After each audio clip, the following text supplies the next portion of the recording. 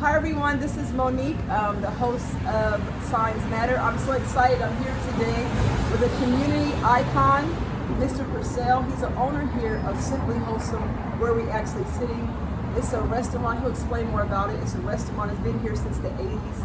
It's a restaurant as well as they have a store next door here where they sell some items he'll share with you. It's been in the community for decades, many moons, and I'm excited to pay homage to this man. And I had the pleasure of talking with his daughters, and so he's going to share a little bit about himself. So how you doing today? Doing great. Doing great. Glad to be alive. Hey, alive and thriving. That's right. Alive and thriving. What was the vision, first of all, to have you create a beautiful place? I love you guys, the smoothies you guys make here, having a good day. I love your healthy alternatives. What was the inspiration behind Simply Wholesome? Well, actually, I got tired. I live here in the community, and I got tired of going outside the community to find something what I felt was halfway decent to eat. Yes. And one day I was talking to a friend of mine, Okay. and I said, you know, somebody needs to open up a health-oriented place Yes. in the community. And he looked at me. And he said, you know, and at that time I had a small nutrition center inside of a Jacqueline Health Spa in Inglewood on the corner of Century and Inglewood Avenue. Jacqueline, okay. And so at that time I was doing nutrition counseling, selling protein drinks and different types of juices, things of that nature. And I was single at that time, and so my friend pointed out to me, he said, you know what your problem is, Percell? And he said, and I said, no. He said, you think too small. And I said, what? He said, yeah, you think too small. He said, you're already doing it. He said, why does it have to be somebody else? You know, and I thought about it, and he was actually right. You know, at that time, like I said, I was single, and so I was making just enough money on a subconscious basis to get by. Yes. You know, I had my apartment, my car, things of that nature, but I wasn't really at that time in my life thinking about expansion. But when he brought it to my attention, I thought about it. He was right. We have a tendency, I know, I'll put it like this, at that time I had a tendency to always see an opportunity to say what will somebody else do, and not think about myself. Yeah. You know, and so the rest is kind of history. You know, I did it. One day I happened to be running up Oakland here on my way home, and I cut across the parking lot across the street from where I am now, and the building was vacant and had for rent. And I got all the way to Angeles Vista, and something internally told me to turn around. Really? And I turned around and I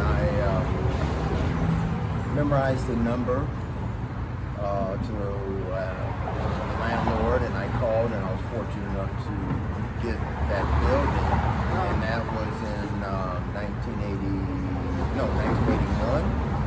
And so I was able to renovate the building, and Simply Wholesome, under that name, Simply Wholesome, was born. My first business inside of the spa was called the Nutritious Center. Nutritious, okay. Right. So about, I'd say about maybe a month, 2 to 3 weeks prior to me opening across the street, I wanted to think of a name. Okay. And I didn't want it to be the Nutrition Center because I felt that it was just very generic. Okay. And one night, I was asleep, and I woke up in the middle of the night, and Simply popped in my head. Okay. And so I said, Simply, and I liked the way that felt, but I couldn't think of something after that, you know? The Simply came to you while you were dreaming. It woke me up. It woke you up, okay. Yeah, it came when I was dreaming, it woke me up, but I couldn't think of something else. Okay. Simply, you know, Simply. but about, you know, I don't remember exactly now, maybe 2 or 3 days later, or maybe a week later, I don't know. Wholesome popped in my mind. And then I said, Simply Wholesome. And it felt so good and so natural. I felt that. Yeah. You know, I felt that I had somewhere, Okay. you know. And so I got up, and at that time we had the rotary phone we called the operator. Okay. And so I had called the operator and I asked for all these different area codes. Can I have the numbers from Simply Wholesome? They said no listing. Can I have the numbers from Simply Wholesome? Smart. No listing. Did your own research. Yeah. And and so when everybody said no listing, and I said that's what it's gonna be. And so that was the name of the business. So you had your shakes there still, or nutrition? Yeah, well, you know, like I said, initially when I was at the spa, it was on a smaller scale, but I had protein shakes and a variety of different juices, and I sold vitamins. So I did the same thing when I expanded to across the street here on Slauson. Across the street. Yeah, I moved into, that building was 1,000 square feet. I did about 300 square feet. Put shelves in for vitamins and different things. And I didn't have a kitchen across the street. What we did was we did soups and soup every day, and we made sandwiches. Okay. Let me ask you a question. Where are you from to have these ideas of smoothies?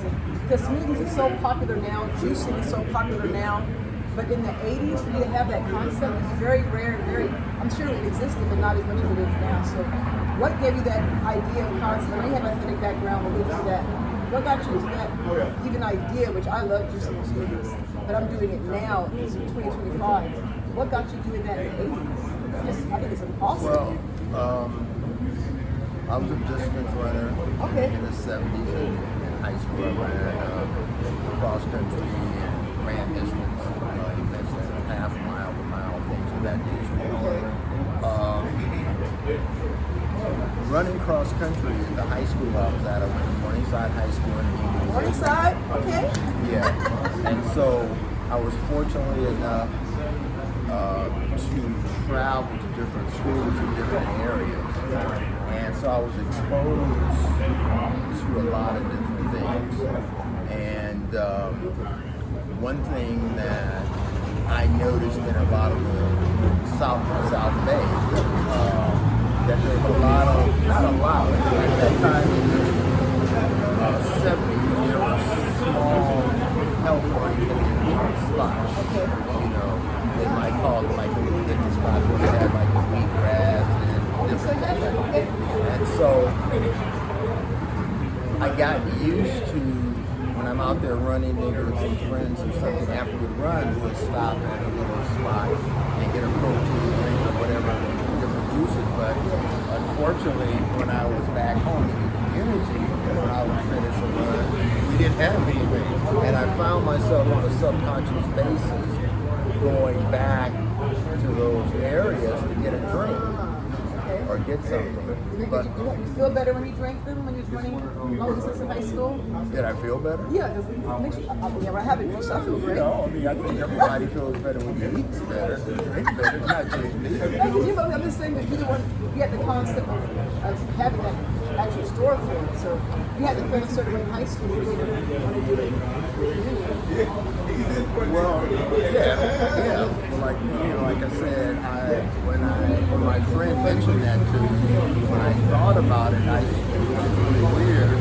I asked other people that I would come in contact with what I was thinking about doing, and it was interesting because a lot of individuals at that time told me that if I was going to do something like that, I should go further west. Really? Yeah, because... Like what state? Not state, just further west, because some of the people were saying stuff like, well, you know, our people don't eat healthy, and they're not going to support you, and if you want it... wrong. Well, obviously, you know, but I'm being honest with you, that's what was, you know, so in the early days,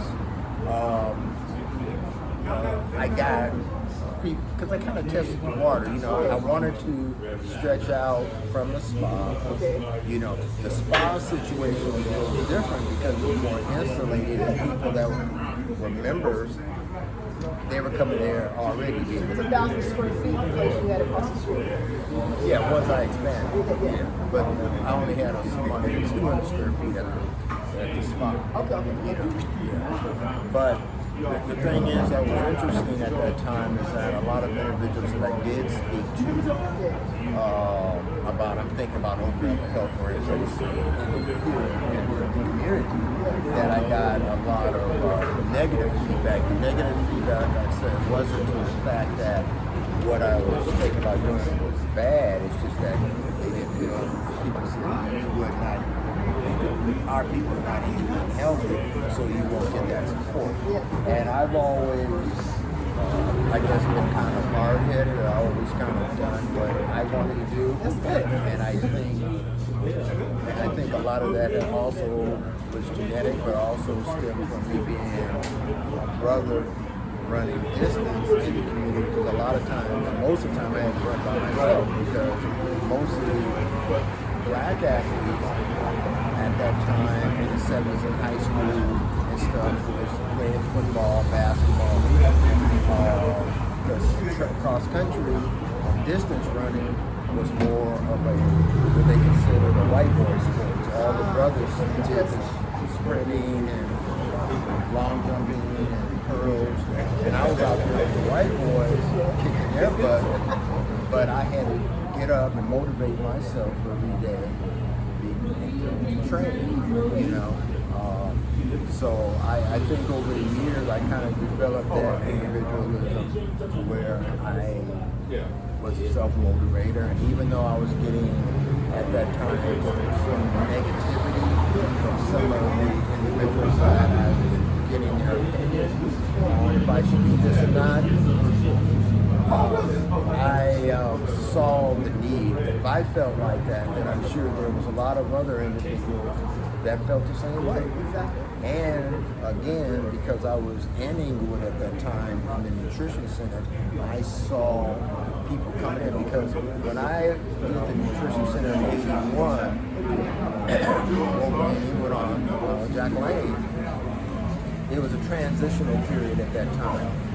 And that transitional period was Jane Fonda came out with the aerobic craze, and then the 5 and 10K craze came out, you know, running 3 miles and 6.2 miles. Well, because I was already a distance runner, that was no big deal. I was already aware of that kind of stuff. So how far were you running? I know you get the 5K, 3 miles, 6.2. How many miles did you do in the Yeah. Well, when I competed, I was a half mile. Half mile, okay. You know, half mile a miler. Okay. 800, they give you. The 800. But, excuse me. You can take your time. Businessman. Yeah, I'll just let it go. But, you know, outside of eating, you know, I ran whatever I had to run. I ran 10, 15 miles a day, or run our intervals on the track, or whatever. I ran track every practice. You always run further than you actually ran. Yeah, it depends on what eventually. Yeah, I did sprints, 100, 400, 800, sometimes, but we would run in practice and do a mile or 2 miles, although your meet is shorter, so you got 5 or 700. Yeah. So what inspired you to do distance versus like most people like you who are doing football, basketball, and doing a sprint? Well, how I got into distance running? Yeah. Well, it was interesting. I was, by accident, I was an 8th grader getting ready to go to high school. At Morningside started in 9th grade at that time. And one of the coaches came over and talked to the PE classes. And so I signed up for everything. I signed up for football, baseball, basketball, because prior to that, when I was younger, I would be in the boys' league, and you know, I played baseball, then that's over, we go to football, flag football, you know, and then basketball. So I was used to the kids just doing everything. So when the coach came over and asked the kids what would they be interested in, I signed up for everything. And what had happened, unbeknown to me, cross country started training in the summer. Okay. Another season. And I had planned on playing football, you know. And the cross country coach gave me a call and told me to come up to the school, and I started running and cross country. And I didn't really know as a kid that I could run distance. You just get out and do whatever you're doing. Just run. And then when the football coach called maybe 3 weeks later for L for football, I had already got used to the camaraderie of the kids that I met and my coach, and I was doing pretty good. So I went on and stuck with cross country, and that's what led me into track. It seems like you were always, like you said, you were self-starter, you self-motivated. So this is for you to be a child, sign up for all the different sports. And it just shows you that even though you were used to playing different sports, you could sign up for everything. Well, I signed up for everything, but luckily in my case, they just divine invention, whatever you call it, but cross country called me first. Came to you, exactly. Came to me first. 3 weeks before. Before the football coach called me. But that was just my destiny. I just didn't know it at the time. Wow. It's interesting how running distance is going the distance. It's like your life is with the distance. Well, yeah, without a doubt, because life has a lot of challenges, and I realize now, having more experience that I did as a kid, all of the training and all of the getting up in the morning and running during the rain, cold, or whatever, gave me the strength and the discipline to deal with the challenges that I would encounter 20, 30 years later in business. Wow. You know, to be able to not break down. You're going to feel the hit, but not break down and not give up and keep going, because in distance running, you reach a plateau physically where you're just totally exhausted, the body's gone, and then the mental toughness kicks in. And that's how it is, I think, in individual sports. Whether it's boxing, tennis, golf, any individual point, your body becomes a mental rise. You're going to say that because of cars one more time.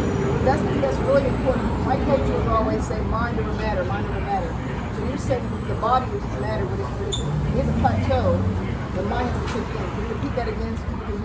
Well, yeah, like I mentioned before, that your body gets to a certain point, and your mind, in my opinion, kicks in, and that just takes you to the next level. Yeah.